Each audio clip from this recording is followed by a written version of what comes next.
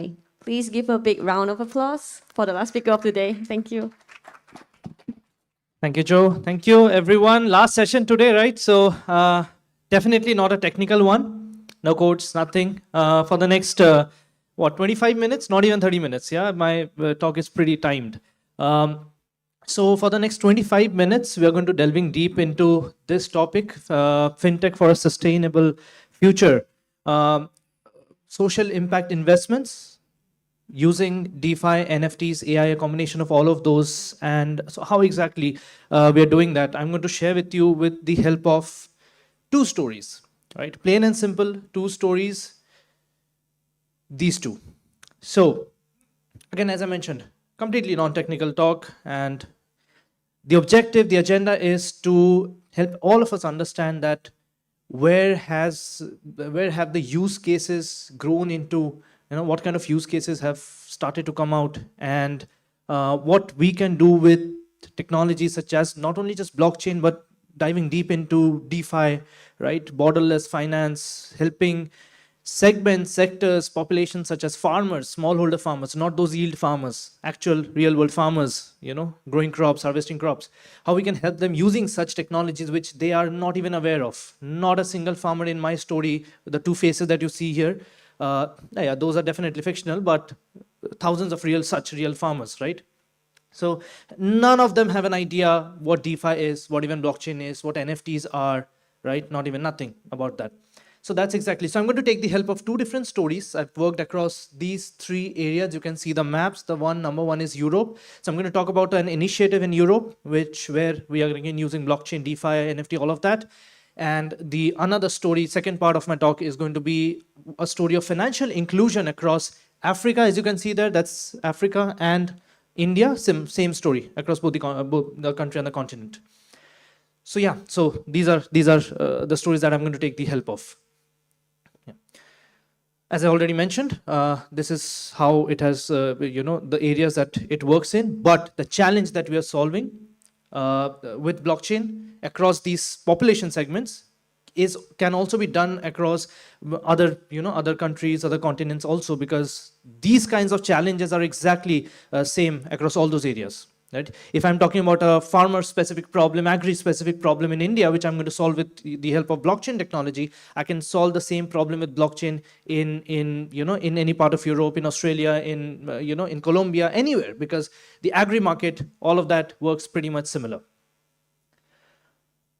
So the first story, the first concept, the first story is about asset management for positive impact investment. So what are the problems? Firstly, when we are talking about positive impact investments, it is actually, if you're a donor, it could be a retail donor, such as you, me, or it could be an institutional donor who have a corporate social responsibility fund associated for donating to certain causes, right? Earmarked. They have these funds earmarked for such donations, not for business, or anything else. Globally, 2.2 trillion such funds are available, such donations are done worldwide. Out of that, just in Europe, and that's the reason why you could see that the first story revolves around Europe, we chose Europe as a market, is because $87 billion of that is completely online donations. The problem is that the experience is very bad.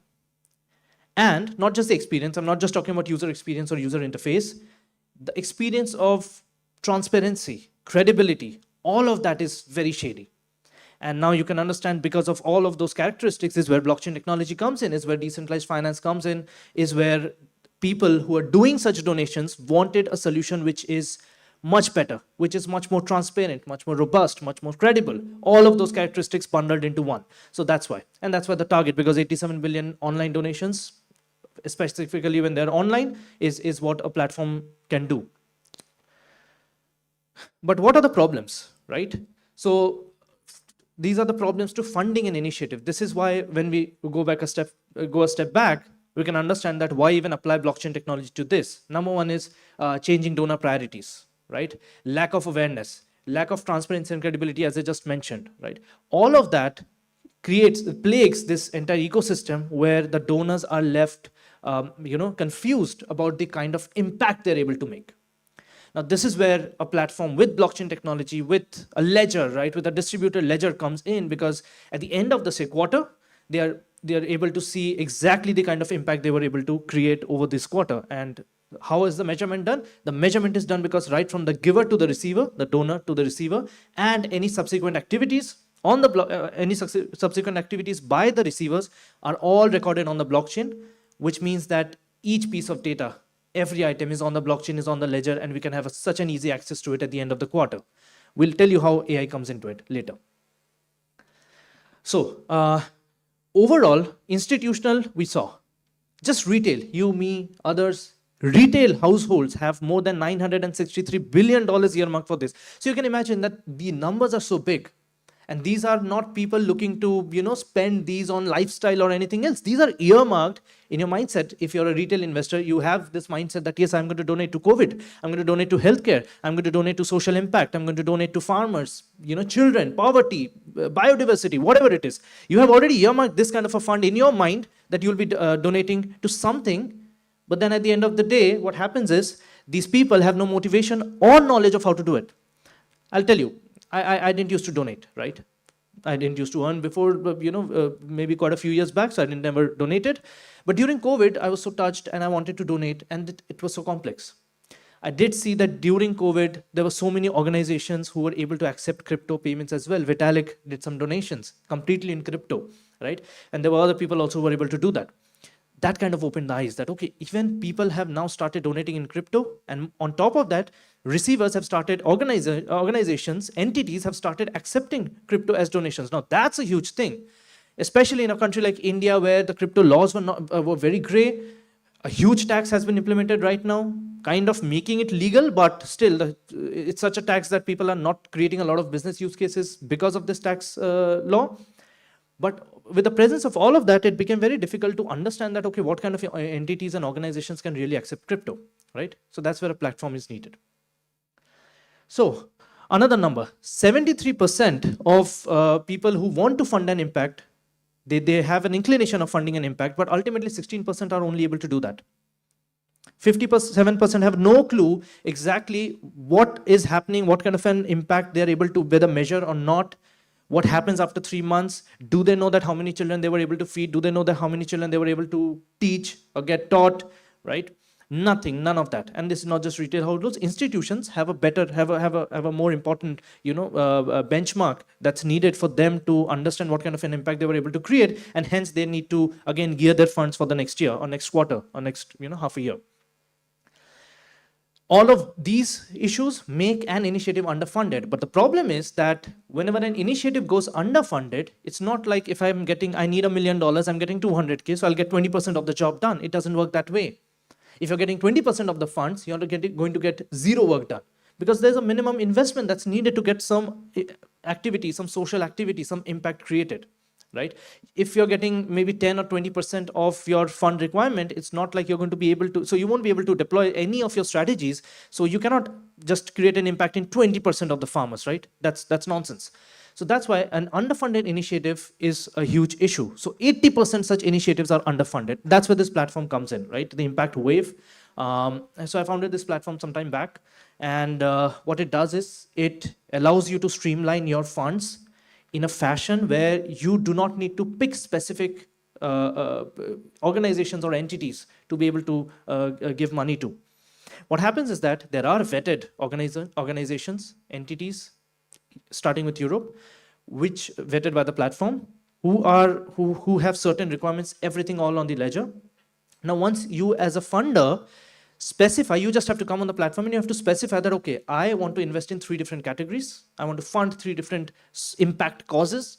One is healthcare, maybe 30% of my funds, 20% to children education, and maybe remaining maybe 2 more for causes, or maybe one cause 50% to say biodiversity or poverty or anything like that, right? You just tell the platform that these are my preferences, or these are my mandates, maybe because as a corporate you might have certain mandates to choose causes around a certain specific domain. Once you do that, the platform would be able to, now that's where the AI comes. So the platform is going to decide that, okay, based on your kind of an investment, you have $1 billion worth of funds or $10 million, $1 million, whatever it is you have, what we're going to do is we're going to implement some AI. Blockchain is already there, and we're going to tell you, not even tell you, we're just going to implement it, deploy your funds, all open, all transparent, all credible on the blockchain to certain specific vetted organizations. If you're not happy with it, you get a chance to come and change your preferences. And even at the end of the quarter, you would automatically get a chance because you want to see the exact kind of an impact you're able to create. And that will tell you that, okay, no, this is not working out. Maybe now I need to change the organizations, or maybe I need to change my preferences from 30% to 50% on healthcare, or whatever it is, right? So that kind of an mixing, that kind of a preference setting can be done maybe quarter to quarter based on your mandates. And that's where blockchain and AI can come in, and that's what they help you achieve, right? So with this, just by trying, even as a retailer or as an institutional lender, just by able to do this using all of these features, of course, just try to imagine the kind of an impact you would be able to create globally, right? In the lives of millions.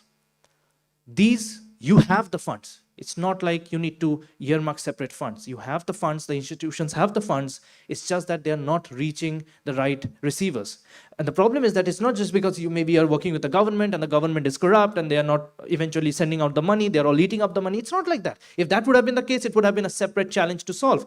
But because that is not the case, then why are you getting hamstrung with this problem of technology, where technology can really help and help you create this kind of an impact? That's it.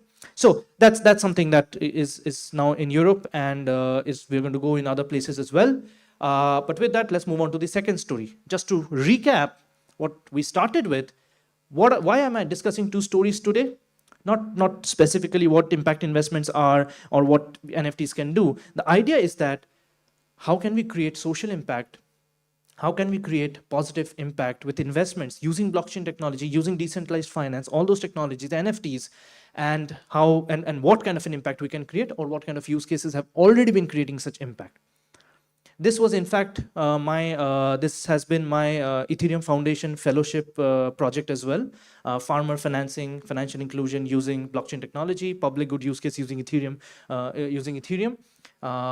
So that's where it started in India with one brand which I founded in 2019. Now working with a brand in Africa, doing a very similar thing, helping farmers earn a lot of incremental income using blockchain technology. So, but again, here a problem slide. What are the problems that have been there? Number one, indebtedness by the farmers. Taking a step back, even before discussing the problems, taking a step back, why do we even need such a solution? What kind of problems are these farmers facing? Right after harvesting a crop, and I'm talking about 140 different crops that we've worked with in the past across both the continents, 140 different crops which you can store in a warehouse. These are all non-perishable crops, and you can take a loan against, you can pledge these crops. This is the model, right? Just to get everyone on the same page. The model is that you can take a loan against your crop. Say you have 500 quintals of rice or soybean, corn, whatever it is, right? You want to take a loan against it, you can, using blockchain technology. So that's what the premise is. Now, why do you even need that? Because as a farmer, you've been facing these problems: adverse weather conditions, indebtedness, a lot of intermediaries in between, eating up your margins, all of these problems, high agricultural cost. A farmer deals with so many problems, right? So those are problems. Now, these problems ultimately result into a lot of suicides. Can someone guess? I have 10 more minutes. Can someone guess? In India, over a time period of 15 years, how many farmers might have committed suicides? I'll tell you that period, 95 to 2010. That's the good data that I got. I mean, not a good data, but that's the data I got. Any clue? 5,000. Anyone else? 5,001, 5,002, 5,003. Anyone else? Yeah, we should not be doing that. Any other number in India? 100,000. That's a big number, right? 100,000. What about Africa? The entire African continent? Any clue? Any number? So for India, I've got two numbers. For Africa, no, much bigger place. 1 million. Okay. All right. Okay. Maybe not 1 million. That's a lot. Okay. So yeah. So these are the grave numbers. That's how grave the situation is. More than 0.75 million plus farmers committed suicides in Africa, the entire African continent between that period. That's the period data I got. We can extrapolate it simply. And for India, much lesser. So, 0.3 million actually is what the Indian numbers are. Now, these are very serious. This is a very serious issue. Okay. You would see that there are occurrences. I have a slide on that at the end. I have a photo to share. There are occurrences when farmers have gone to the market, getting pennies on the dollar for every kilogram of crop that they took. Eventually, it was not even enough. They can't get it back, right? So what they had to do is they had to throw maybe 100, 200 quintals of potatoes, rice, or whatever it is on the road. The reason is that bringing it back to their hometown, to their home, which is maybe a few hundred kilometers away, is going to be much more pricier than just throwing it there, right? Zero profit, zero income is still fine. Not negative, right? After 4 months of harvesting. That's where this use case becomes so important. So with Ethereum Foundation, also what we've tried to do is, because Ethereum's entire mandate was how to reach the next billion. So what better place to do that than India, which has a 1.4 billion population, and a lot of it is farmers, right? It's a very huge agriculture market. Some African numbers: more than 33 million farmers are smallholder and marginal farmers. These have 2 to 4 hectares of land probably. 80% do not have any collateral for these loans. This is the second part of the loan, right? One is you can easily use your crops as collateral. Other is that if you do not have a collateral for a loan, then what do you do, right? Again, blockchain technology comes to rescue, and with presence of such credible and transparent data, it becomes very easy for banks to underwrite these loans, right? And this is the point where blockchain technology helps us connect farmers with not just banks, bringing banks on board as nodes onto a permission blockchain like Quorum. Also connect the same network with a DeFi protocol on, say, Polygon, and enabling the same farmer to take a loan from the decentralized finance pools as well, DeFi lenders also. So the farmers are able to tap into 2 different sources of loan where previously they had none, or maybe one which was not good, right? Just to give you an example, the rates usually the farmers get is more than 30-35% interest per annum. With this kind of a technology, what we've been able to achieve is less than 9% per annum. That's a huge gap, right? With a 30-35% interest rate, farmers go further into indebtedness rather than coming out of it. So it's a no-brainer solution here, right? So that's what. So this is a brand that has been working in Africa to do this, and they've been using blockchain technology, DeFi, NFT. So where does NFT come from? So we'll come to that very shortly. Another statistic is that 1/3 of the entire food produced across globally, only 1/3 gets eaten, right? 1/3 never actually gets eaten, 1/3 gets wasted. And more than $1 trillion worth of total food is wasted. That's actually equivalent to $1 trillion worth of total food wasted, right? All the more reason to bring this credibility and transparency onto the blockchain. Yeah. So this is the photograph I was talking about. You can see that people had to waste food on the roads rather than taking it back. This wastage is not because of weather, right? So people can claim that there are other problems that farmers face, but this is not those, right? This is purely indebtedness. This is purely not getting enough margins, not getting enough cost on your produce. Not even getting 0.1% of what you put into it, right? So that's not healthy, right? That's not healthy. So how many of you own an NFT? Of course, many, probably everyone. How many of you own an NFT? Okay, just 3, 4? Come on, guys. Right? Just that's it? Okay. So when did you get your first NFT? Which year, maybe? This year? How about you? Okay, 3 years back. Anyone else? Who else raised their hands? 18? Okay, so she's an outlier in my story. Okay, anyone else? Okay, so 2020, 23, 22, largely all of us here who do not have an NFT anyway out of the question, who have an NFT, owned an NFT, minted an NFT, did so in 2020. So I'm so happy to share that my farmers in India and Africa owned an NFT even before you and I did. I think I minted my first one on OpenSea in 2019, to be honest. So in 19 is when we also started. So I can assume that my farmers got an NFT. And what is this NFT? They don't know. They have no clue. They have no clue they own an NFT. It's in their phones, right? It's on a multilingual Android app on their phones, but they have no clue. What is an NFT? This NFT, actually, just for the sake of it, I put NFT here. It's actually an SFT, an ERC1155. This SFT, semi-fungible token, represents their entire produce at the warehouse, actual produce stored at the warehouse. So this is a real world asset tokenization. So if a farmer has 300 quintals of rice, that would be tokenized onto the blockchain as an SFT, all of that with all the characteristics, because such things, crops have a lot of characteristics. So which year, which month, which season. Like in India, there is Kharif and Rabi and all these things. Every country has their own seasons. So all of those add up to characteristics of a crop, or of a piece of crop, or a deposit of crop, and then the quintal or the kilograms. Why an SFT? Because it has to have fungible and non-fungible values both.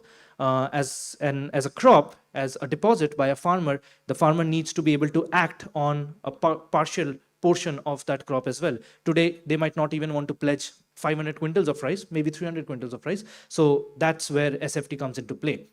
So that's the kind of story we have been able to build, as a completely in a very non-profit way, and that too using blockchain technology, NFTs, and decentralized finance to create a major shift in the lives of farmers in India, Africa, and then other initiatives, other impact initiatives starting now in places like Europe. So yeah, so that's how we use these technologies to make this happen. So that's it, largely. I think I'm right on time. That's it. So the agenda today was, again, to recap, sharing two stories with you, non-technical completely, because they were farmer stories. Definitely starts non-technical, and how this kind of a technology can be used at such a level, at such levels, to create such huge, amazing impacts. So that's it, largely. Any questions? Any questions? Yes. The blue T-shirt there. I think we have 2 minutes. Yeah, Joe? Oh, no, we have 10 minutes. That watch is fast? Yeah. Okay, so I have 10 minutes. Hello. Hi, Abhishek. Actually, for your second case study, right? Actually, I'm just wondering how you apply the NFT and the crypto into the loan lending case study. Is it like you are using NFT to link to the farmer profile so that the bank can access to the NFT and check on the farmer profile on how much their land can produce the food, so that they are able to access their profile and provide a loan for them? Right. And for the second one, is it like the bank will need to connect with the crypto wallet so that the DeFi community can directly use their crypto to donate their money through the bank system and then directly donate to the farmers? Is it what you are trying to say? Okay, I hope I remember the questions. So I'm so happy that you asked these two questions specifically. They allow me to delve deeper into, and considering that I have the time to do so, they help me to delve deeper, much deeper into, what the use cases are about. So the first question is that whether what kind of, how the NFT comes into play when giving loan, right? And whether the banks have to connect to what? Can you come again on that? Yeah, right. So a very interesting point there is that the crypto part of it, so kind of answering the second question also with this, right? The crypto part of it, the DeFi part of it, runs very separately, very differently as compared to the fiat part of it, right? The bank, so there is a permission network. What the bank needs to do is, the bank is just a node on the permission network, and so are the government custodians or the warehouses where the actual crops are stored, and so are any other third parties who become a part of this entire ecosystem. At this moment, they have no relation to crypto. Right? And that is why that is possible, to be honest. So, without taking the name, because that particular use case I've already left, but this is what was started in India in 2019. I'll just give an idea of how that happens, how that works. That part of fiat loan, right? Fiat currency loan was based out of India, because you can do that in India, right? The moment we connected that with the DeFi part, it had to be, the DeFi part had to be based out of, outside of India, right? It was based in SVG, St. Vincent and Grenadines. I'm not sure if you've heard about it. They offer such regulations and jurisdictions. So they don't mix up at any point in time, right? The bank is not working with the DeFi at all. Otherwise, I don't think that would be possible. And that is why for the first 3 years, this DeFi did not exist and it was only a permission network. The moment DeFi came into picture, we got in Polygon, we got in, probably other players who are important to this particular side. And then all of them worked together, but the bank specifically does not go into DeFi, or the DeFi doesn't come into bank, number one. Secondly, the bank, you mentioned that does the bank have access to the profiles? Yes, they do.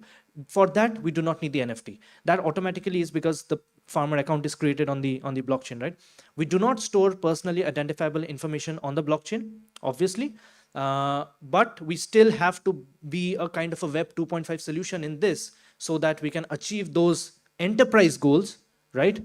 Maybe without being 100% decentralized, but also not being centralized, okay? Because the bank might not support 100% decentralized, all right? Or anonymous specifically. In fact, a credit rating agency, Experian, they also once got in touch with us because such profiles for farmers don't exist. So that's a very good idea, because we have a credit score, right? Based on which we get our credit cards, bank accounts, etc. The farmers don't have a credit score, not in India, not in many other places. So that credit rating agency, because of our solution use case, wanted to build with us a credit rating for farmers, which is when, if that happens, has it happened yet? If that happens, then that would make sense of, giving access to the farmer's profile and knowing its entire background of borrowing and all those financial activities. Is there a part of the question which I did not answer? The second part? How does the? Yeah, so how does the DeFi lending work? Is that what you're asking? So,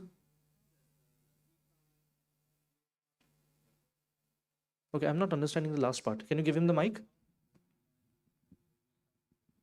Right. Okay. So how does the DeFi technology help in the lending, right? So it's a DeFi loan. That's what the DeFi technology, right? So, and how does it work? So what happens is the bank, the same NFT, once it's tokenized on the permission blockchain, the moment the farmer says that I want to take a loan on the Polygon blockchain from a DeFi pool, which is, by the way, the same, the pool just set up outside of India, without adding any other third-party pools, just talking about the main pool set up by the organization itself. The moment he does that, that NFT, that tokenized NFT is immediately shifted to Polygon, basically bridged to Polygon. And then they have the same access, the DeFi lenders have the same access to that NFT like bank did maybe 2 seconds back when the farmer did not take such a decision, right? And when that happens, what the DeFi lender does is basically, so there are bonds which are created. So these bonds are real world asset backed bonds, emerging market asset backed bonds. These bonds are what the DeFi lenders invest into, and that money goes to the farmer as DeFi, as the loan coming from the DeFi, and that happens in crypto only yet. So no off-ramping done yet. Fiat is separate, this crypto is separate. So this is largely applicable to a bit bigger traders who are able to accept crypto loans at this moment. But soon it will be an off-ramp solution as well, so that even if you're not a big big trader or a farmer, you can still accept loans. We'll just give you it in fiat in your bank account. So that's how it works. So that's how that's bridged. Yeah, any other questions? There were other questions as well, right? Yeah, thank you. A lovely question. Yes.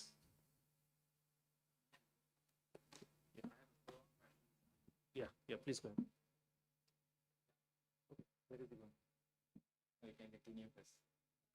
I think maybe since it's a follow-up. Yeah, right. Yeah, thank you for explaining how the DeFi lending protocol works in your project. I would like to know if a liquidity provider perspective, you mentioned that there is a real-world tokenization for the collateral provided by the farmer. So I would like to know, is that a governance step, and how do the liquidity provider understand the quality of the collateral that for the liquidity to be provided to that particular farmer? Yeah, good follow-up question, right? Thank you again. So how it works is that, you remember when I was discussing the fiat side of things, the permission side of things, I mentioned that there are third parties who are also onboarded as nodes on the blockchain network. So these third parties are called collateral management agencies.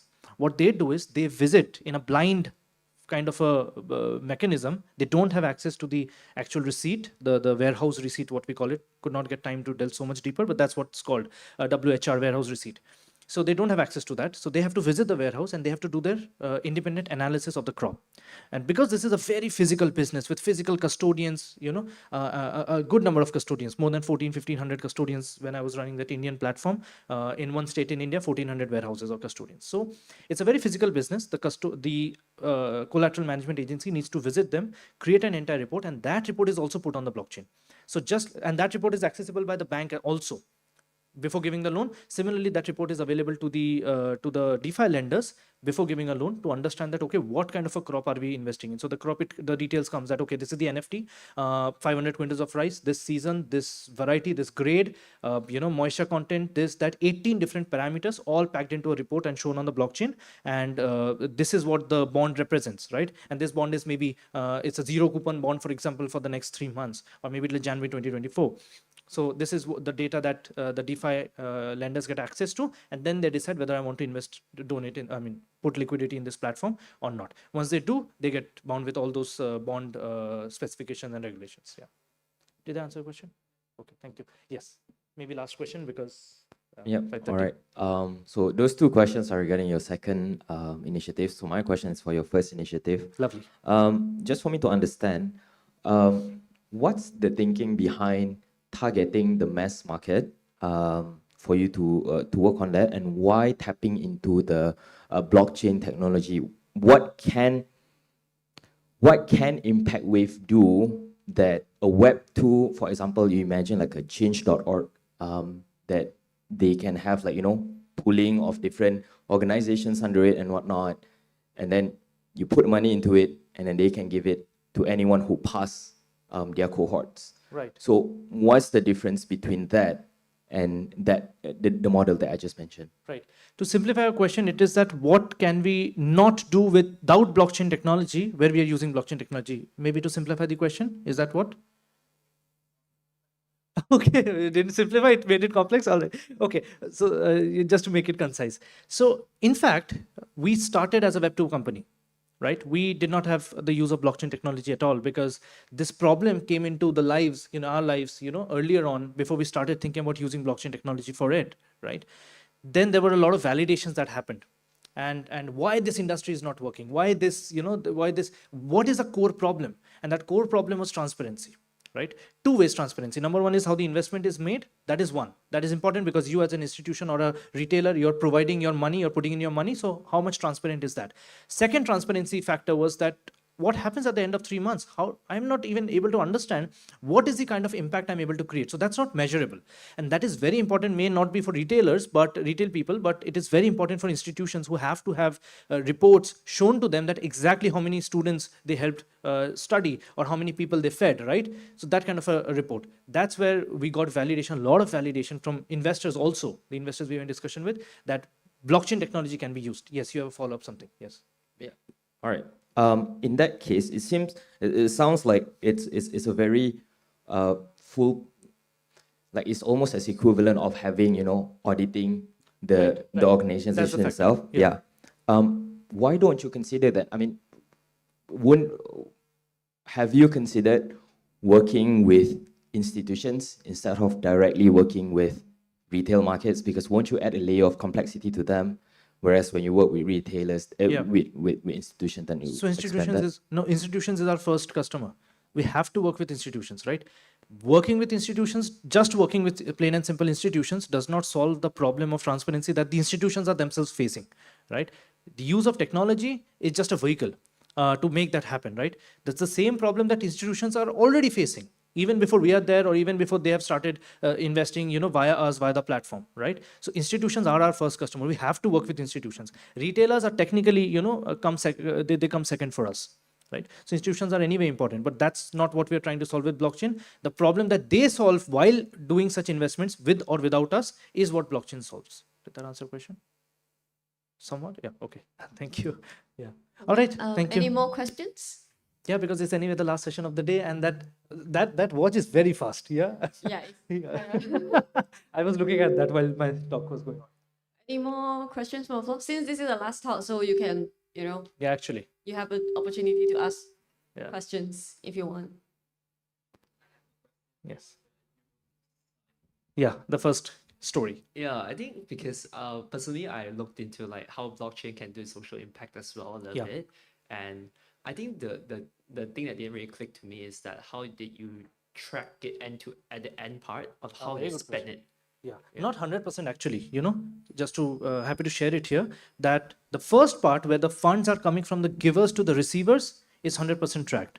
The second part is something that is still a challenge, which we are trying to solve 100%, but not always it's possible because there are certain initiatives or there are certain activities where an initiative has to spend, right, at a very on ground level, maybe in very lower amounts of cash, just to give you a real ground example, which is not practical to be tracked on blockchain.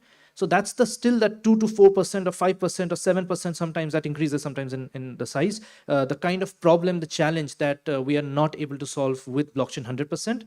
But we're still trying to make the institutions happy that, okay, earlier it was 0% what you were getting, the clarity. Now it's at least, 85%, 90%, 92% sometimes that way, if based on the number of transactions and how much we're able to track. So that's a very good question, which we are not 100% able to solve yet. But let's see where we go with that. For that second part of it, the first part, 100% solved, right? That's all on blockchain. Yeah. All right, any other questions? We understand there's no hurry today, but any other questions? Hi. Yes, hi. I'm Eric. Hi, Eric. I don't really understand some of it, Yeah. but just share some experience with myself, and then to see whether there are any connections. Yeah. I planted Japanese strawberry in Indonesia, so I'm quite into agriculture, and I got a friend that we are supposed to work together but haven't. Okay. They I hope that works. Yeah. they are doing in farming consultation in Senegal. Okay. Each project is like 5,000 farmers and things like that. But the issue in Africa is or Senegal is that when you need farmers, it doesn't mean that you just go to the farm and get farmers. They have like a lot of communities, cooperation or whatever. They may have only 3%, they may have only 100%. Then they dispatch or send one farmer each season, or if they have 2 seasons together, they may send 2 or 4 person to share at one season. Then they start with a crop and then get a harvest and things like that. They don't have money, they don't have the credit, as you said. So the World Bank, they get a credit from the World Bank, but the World Bank cannot give direct to them. Yeah. So they will have to give to the local banks, and the local bank give the loan. Correct. A lot of very primitive Correct. or very traditional way. And you come into all this blockchain that actually I'm working on the Ton blockchain, which is on Telegram, not the Ethereum though.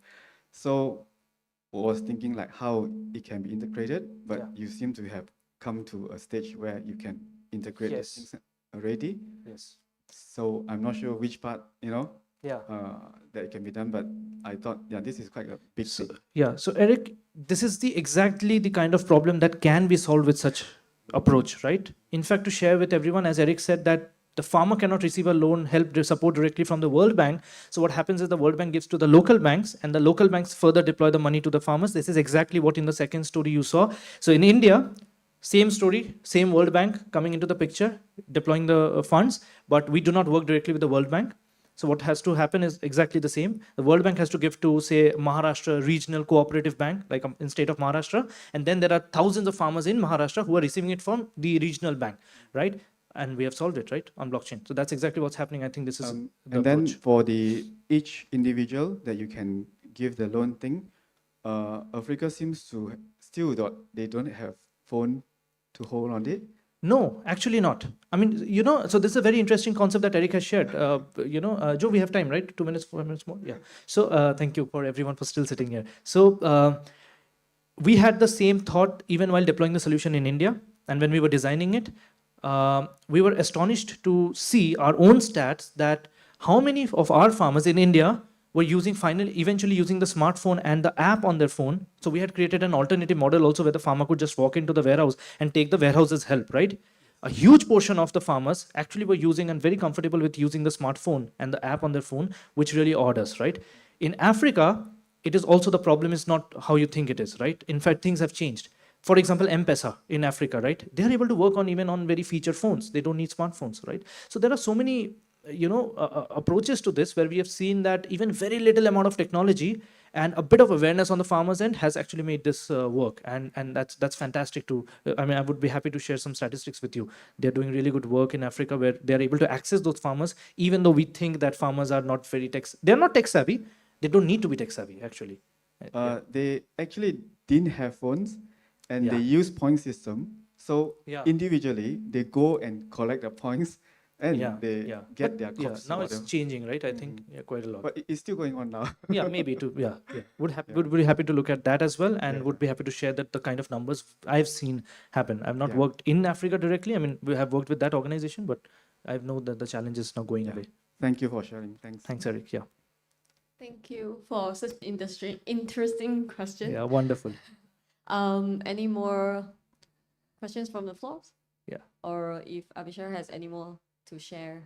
No, nothing much. Please feel free to connect. That's my LinkedIn. The QR code is for my LinkedIn. I'm very active on LinkedIn. Please feel free to connect if you have any blockchain solution which is anywhere close to this, right? We are always looking for partners, right? We are always looking for entities and organizations and even individual developers and other people to partner with. So that's the best place to go. We would love to have a chat. Please hit me up on LinkedIn, and that's the best way to go ahead. Yeah. Thank you so much for being a wonderful audience. Thank you. Round of applause for Abhishek for sharing such an impactful sharing.